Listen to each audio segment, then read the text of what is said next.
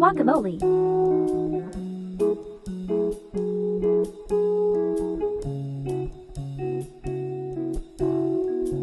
Chop the parsley.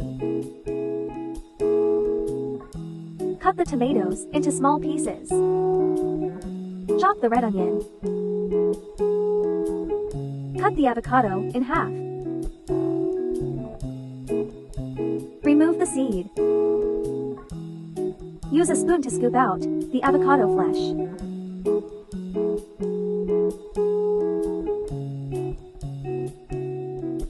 Add some lemon extract and mash it.